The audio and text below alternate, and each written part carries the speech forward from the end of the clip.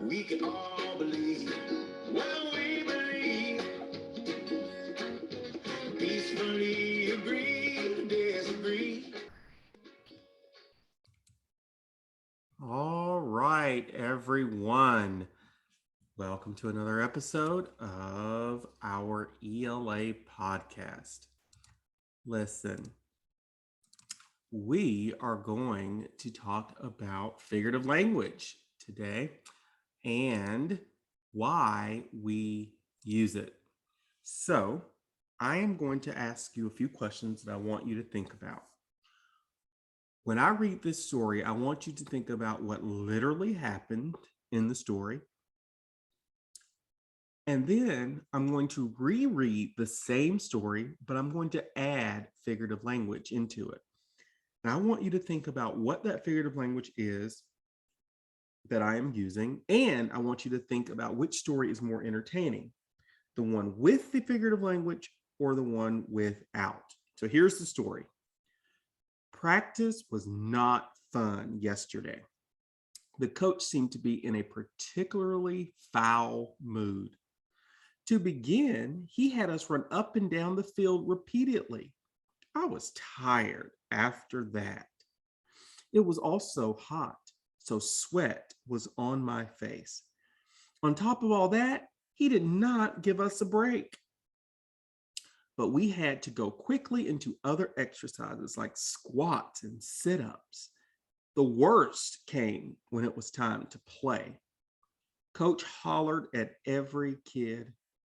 He turned red, he threw his clipboard, and nothing seemed to make him happy. Although it was sad, we laughed a little when a not so appropriate word came out of his mouth. We weren't sure what his deal was, but we knew there was nothing we could do today that would fix his tantrums. So we tucked our heads and did the best we could. Okay, so what literally happened in that story?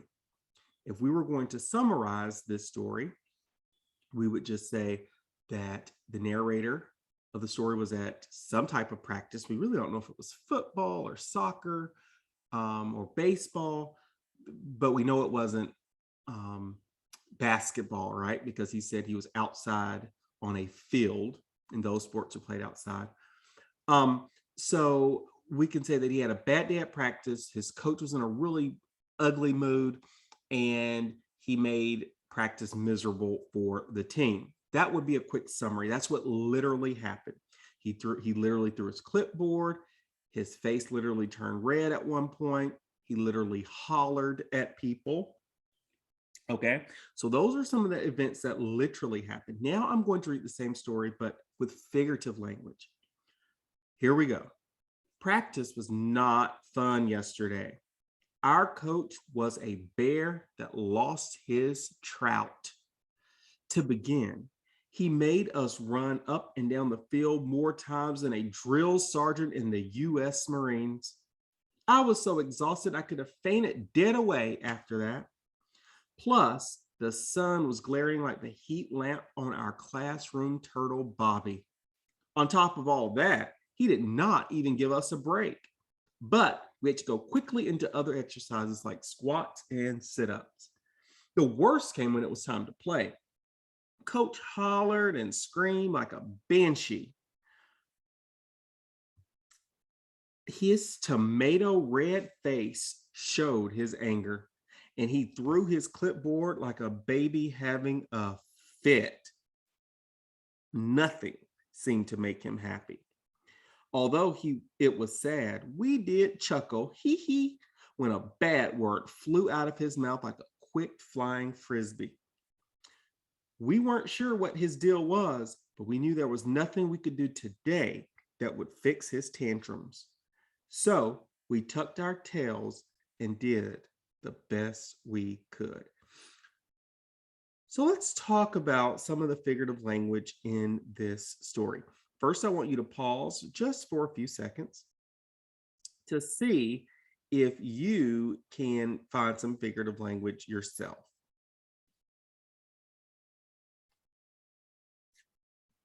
Okay, So our first figurative language is in our second sentence, right? Our second sentence says our coach was a bear that lost his trout. Now,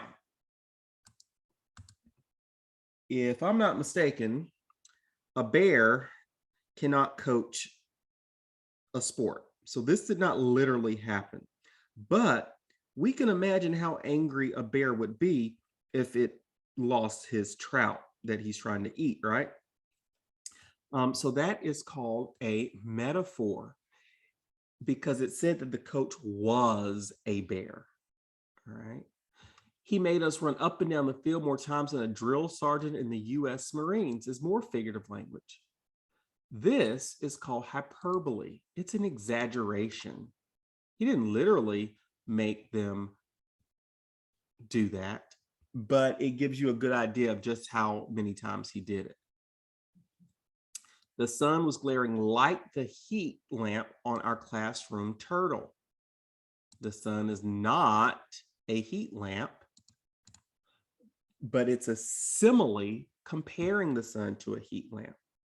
There's some more figurative language in here. I'm going to pick out only one more that might not be as familiar, and that's this. He is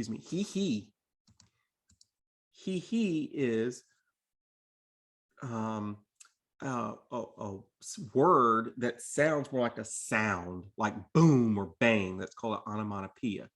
So there's more figurative language in here, but I want to go back to those questions that I asked you.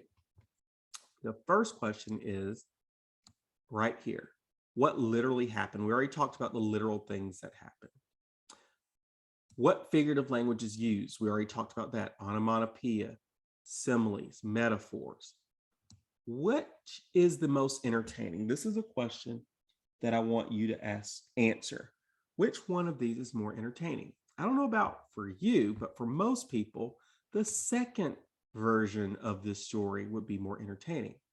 So, with that being said, I hope that you learned that when we use figurative language in our writing, it makes our stories more entertaining.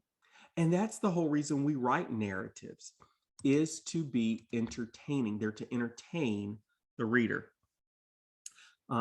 Their main purpose is not really inform or to tell you an opinion. It's to tell you a story so that you will be entertained. So I hope this little story that I made up was entertaining, and thank you for